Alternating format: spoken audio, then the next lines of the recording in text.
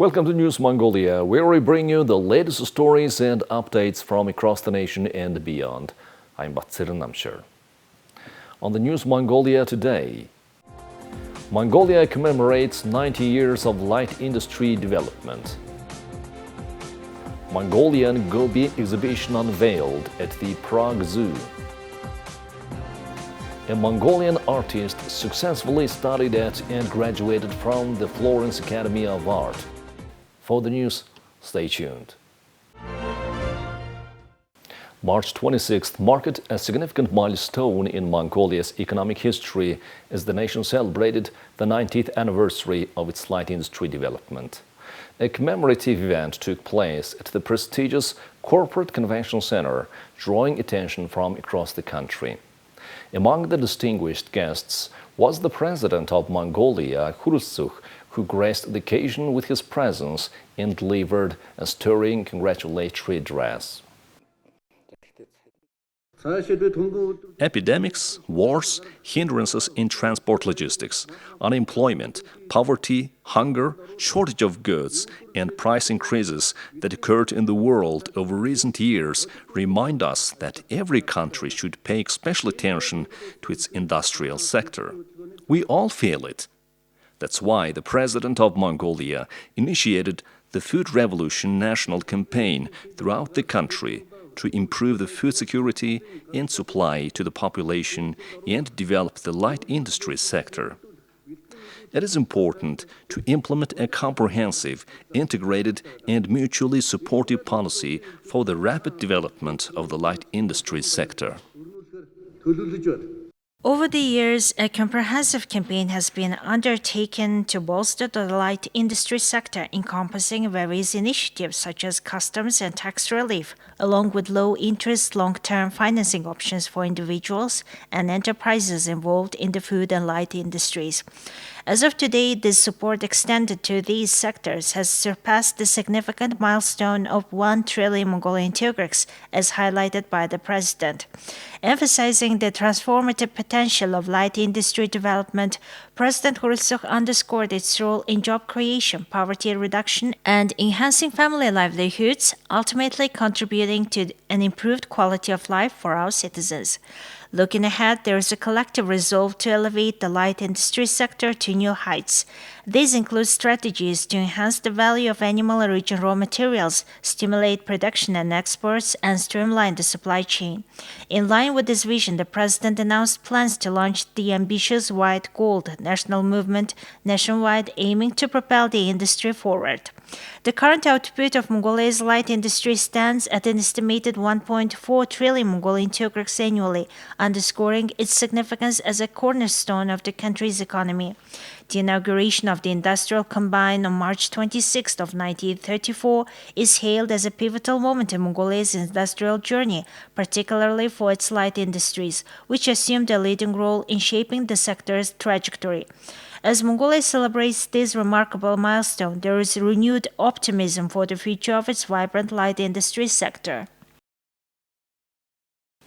On Saturday, March 23rd, amidst great anticipation, the Prague Zoo welcomed visitors to the grand opening of the Gobi exhibition showcasing Mongolian animals.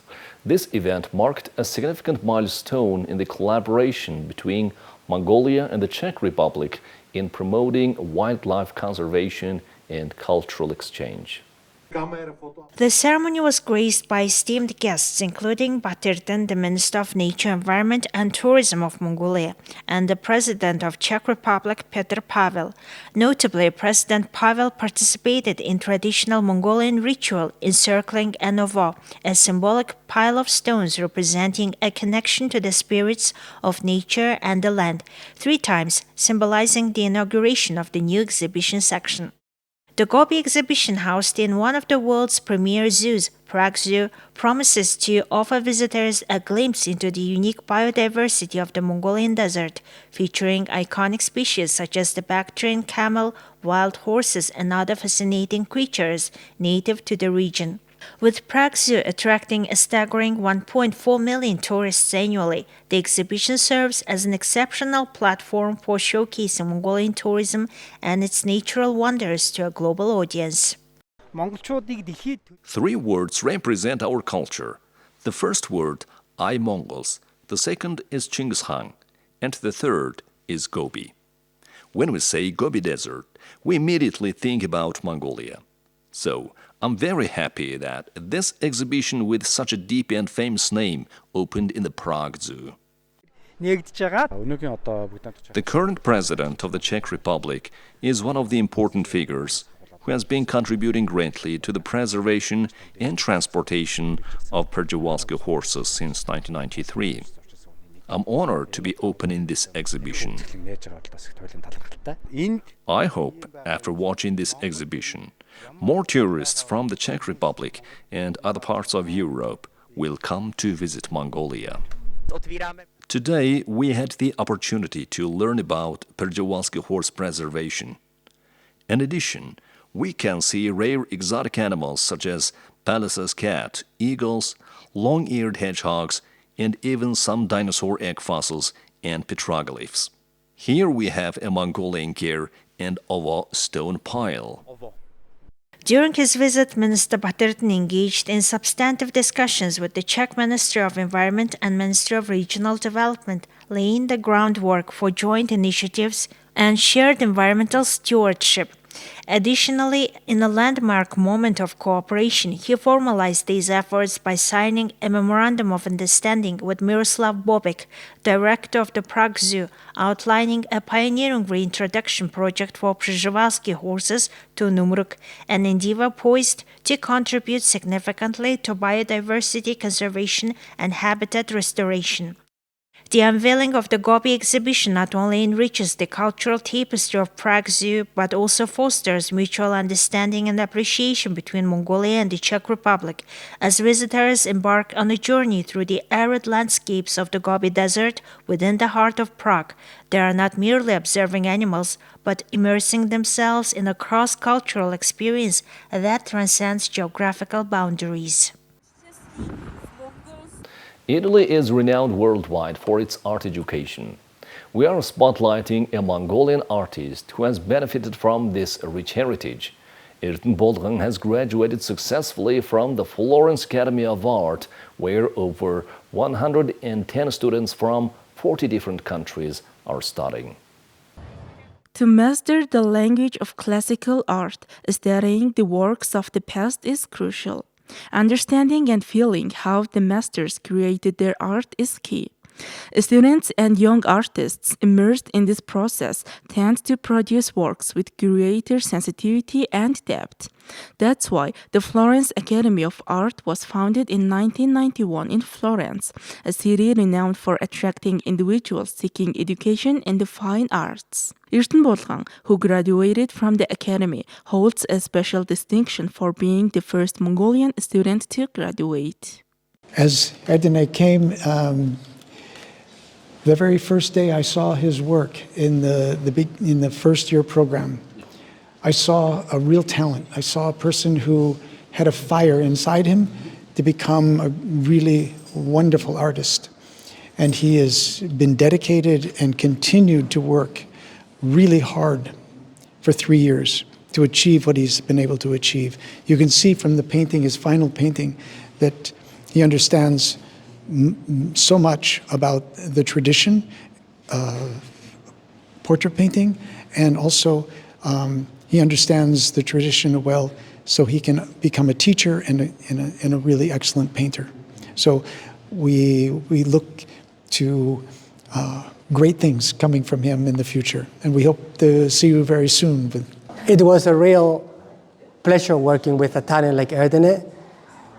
You realize you have a treasure in your hands, and you just see the potential and how much responsibility he understands of his talent. It was a very high level for education, and he did just fantastic. Not only he helped the community with his input, but I'm sure the community helped him on a way to expand his horizon. I think what Erdene learned the most with us was to see way beyond the highest mountain that he could have ever imagined to climb. I hope for him blue skies, just clean air and span his wings and just really, really paint his heart out. It was a real pleasure. I think, as I hope you can see from the painting behind, this was Erdene's final project at the school, and he spent 5 weeks working on it. And I think when Erdene first came, he knew how to paint very, very fast, and he painted fast really very beautifully and very well. And over time, he's learned also to paint slowly, and he's understood the value of patience and the value of time as he approaches his work. We met Erden through studying at the Florence Academy of Art, and it's been an absolute honour and pleasure to study amongst him and be not only just a student next to him, but also learn some of the most amazing skills from him. He is an incredible artist, and it's been an absolute honour. Yeah, he taught all of us so much about being an artist, but also being a poet, being humble, and yeah, it was just really fun. It was very, emotional sometimes, but sharing a studio with him for 3 years was really a learning, personal growth, and I gained a new brother and a friendship for life. Our academy generally follows the discipline and theory of 18th century French fine arts. This theory forms the foundation of fine art and is crucial to understand deeply. The Florence Academy excels in teaching this theory to its students, boasting a faculty of highly experienced and capable teachers. The first Mongolian student has brought a great sense of hope to his school teachers and peers. With his graduation, he has more to create and showcase based on what he has learned.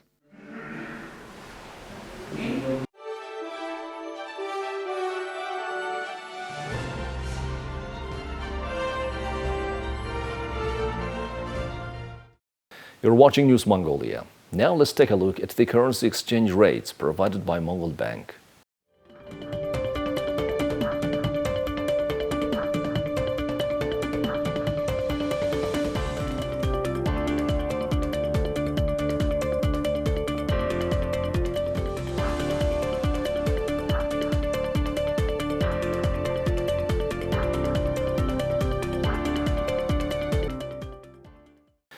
Now let's take a look at international news from our partner agencies. Russia emergency workers continue to search concert hall and remove debris. The Russian Emergency Ministry said in a social media post on Tuesday that its workers finished clearing the rubble at a concert hall where gunmen killed 139 people on Friday. Further work will be carried out mechanically using engineering equipment. In total, rescuers from the Emergency Ministry dismantled and removed more than 900 cubic meters of collapsed structures. Russia is still reeling from the attack on Crocus City Hall, in which gunmen opened fire on a crowd and set off explosives that started a huge fire. 22 victims of the attack remain in serious condition in the hospital. Health Minister Mikhail Marushka said Tuesday, according to state news agency TASS. 2 of them are children, it said. Russian President Vladimir Putin said Monday that the gunmen are radical Islamists, but despite all evidence pointing to the involvement of the Islamic State, Putin repeated his accusation that Ukraine could have played a role. Kyiv has strongly denied any link to the attack. Well, that's all for today. Thank you for staying with us. We'll see you on Thursday with more news and updates. Goodbye.